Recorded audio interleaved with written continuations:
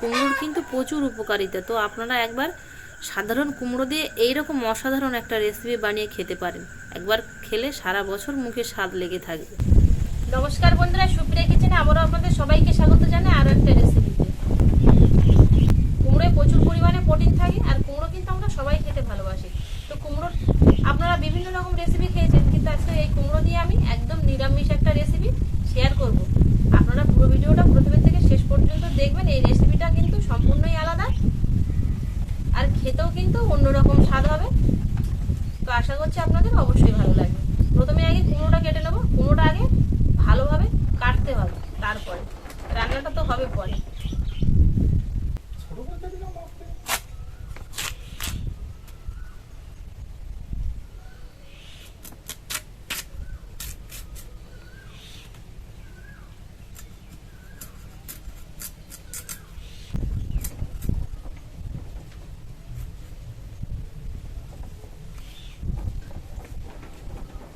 কুমড়োর এই দুই মাথাটা কেটে বাদ দিয়ে দেবো।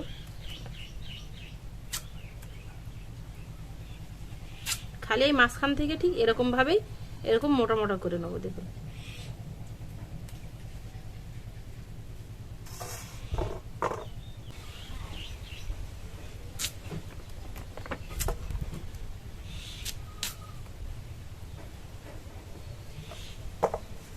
ঠিক এরকম করে আমি সবগুলো কেটে নেবো। ঠিক এরকম করে কেটে নিয়েছি। দেখুন, দেখে মনে হচ্ছে যেন একটা একটা মাছের পিস। রান্না যখন করব আপনারাও দেখে মনে করবেন যেন নিরামিষ কুমড়োর মাছ খাচ্ছেন। কুমড়োগুলো সব ধুয়ে পরিষ্কার করে নিয়েছি। এবার কুমড়োগুলো একটু মাঝখান দিয়ে এরকম করে করে হালকা করে চিড়ে নেবো, যাতে কুমড়োগুলো খুব অল্প সময়ে সেদ্ধ হয়ে যায়। কুমড়ো এমনি খুব অল্প সময়ে সেদ্ধ হয়ে যায়, তবে একটু চিড়ে দেবো যাতে এর মধ্যে আবার মশলাগুলো ঢোকে।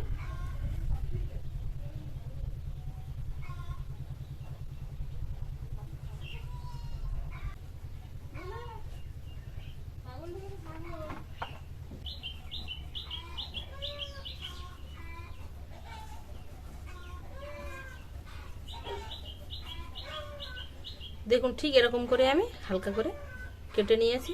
একবার পুরোপুরি কিন্তু এরকম নিচ পর্যন্ত কাটেনি।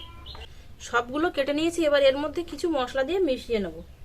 দিয়ে দেবো লবণ, হলুদ গুঁড়ো, জিরে গুঁড়ো, লঙ্কা গুঁড়ো, 2 চামচ সর্ষের তেল, 2 চামচ বেসন। সব কিছু দিয়ে এবার মাখিয়ে নেব। এর মধ্যে কিন্তু জল দেব না, দরকার হয় আর একটু সর্ষের তেল দেবো।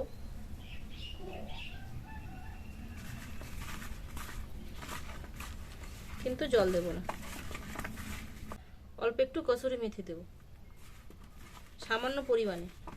ভালো করে মশলা দিয়ে মিশিয়ে নিয়েছি কুমড়োটা। উনুন ধরিয়ে দিয়েছি, কড়াটা বসিয়ে দিয়ে প্রথমে আগে কুমড়োটা গরম তেলে ভেজে নেব। বর্ষার সময় একটা হচ্ছে মরণ, কখন বৃষ্টি আসবে আর কখন যে রৌদ্র দেবে বোঝাই যাবে না। এই দেখছেন রৌদ্র, আবার এক্ষুনি বৃষ্টি এসে যাবে দেখতে দেখতে। গরম কড়ায় সর্ষের তেল দিয়ে দেবো।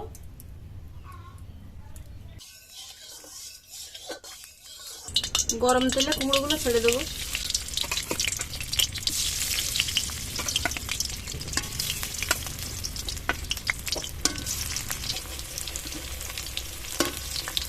একটা পিঠ ভাজা হয়ে গেলে আর একটা পিঠ এরকম উল্টিয়ে দেবো। প্রায় 3-4 মিনিট আমি মিডিয়াম আঁচে কুমড়োটা ভেজে নিয়েছি এরকম লাল করে।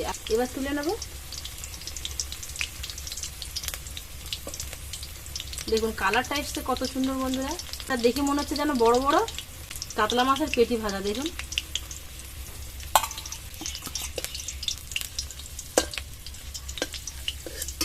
বাকি কুমড়োগুলো দিয়ে একইভাবে ভেজে নেব। সবগুলো ভেজে নিয়েছি কুমড়ো। কুমড়ো ভাজা তেলের মধ্যেই গোটা গরম মশলা দিয়ে দেবো। একটা তেজপাতা 2 চালা করে দিয়ে দেবো। তেজপাতা আর গরম মশলার ফ্লেভারটা ছেড়ে গেলেই এর মধ্যে গ্রেট করে রাখা টমেটো দিয়ে দেবো।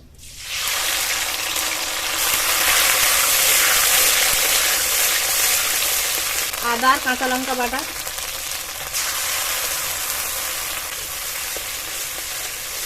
স্বাদ মতো লবণ, মাপ মতো হলুদ গুঁড়ো, লাল লঙ্কার গুঁড়ো,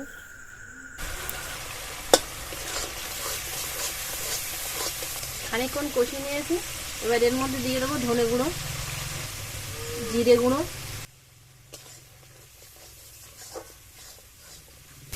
সব কিছু মশলা দিয়ে খানিকক্ষণ কষিয়ে নিয়েছি। দেখুন মশলা থেকে এই যে তেল ছেড়ে গেছে।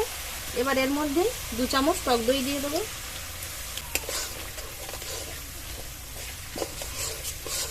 টক দই দিয়ে মশলাটা আরও 1 থেকে 1.5 মিনিট কষিয়ে নিয়েছি। এবার এর মধ্যে চাল মগজ আর কাজু বাদাম বাটা দিয়ে দেবো 3 চামচ। বাটিগুলো ধুয়ে জল দিয়ে দেবো।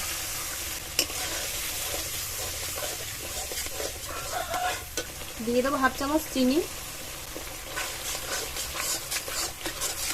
3-4 মিনিট ধরে মশলাটা কষিয়ে নিয়েছি। মশলা থেকে এই যে তেল ছেড়ে দিয়েছে। এবার এর মধ্যে জল দিয়ে দেবো।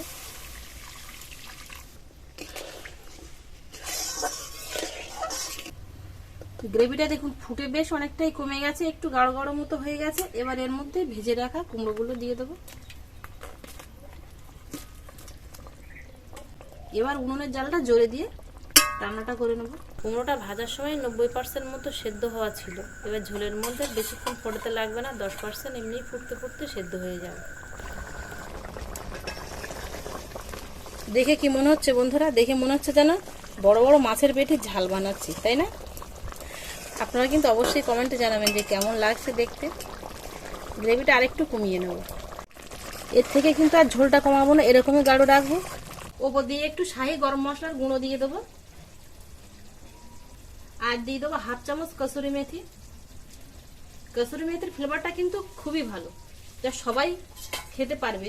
কিন্তু এখানে আপনারা ধনেপাতাও দিতে পারেন আর কসুরি মেথি দিতে পারেন, একসঙ্গে দুটোও দিতে পারেন। আবার যারা ধনেপাতা গন্ধটা নিতে পারেন না, আপনারা শুধু কসুরি মেথি দিয়েও খেতে পারেন। একটু নেড়ে চেড়ে নামিয়ে নেব। রান্নাটা হয়ে গেছে।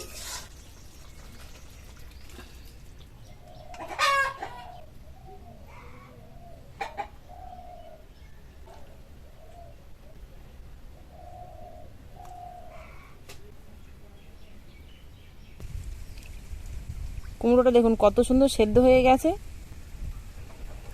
কুমড়োটা দেখুন ভেতরটা কিন্তু কত সুন্দর এরকম সেদ্ধ হয়ে গেছে।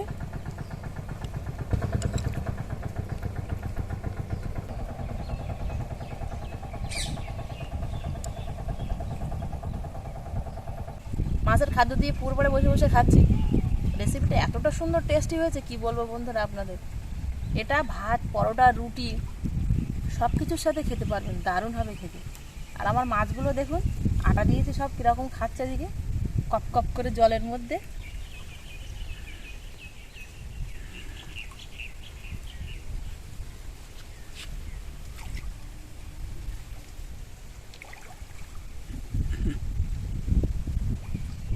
মাছ খেতে যতটা না ভালো লাগে তার থেকে মাছের খাবার দিলে দেখুন চড়ছে কত সুন্দর দেখতে ভালো লাগে।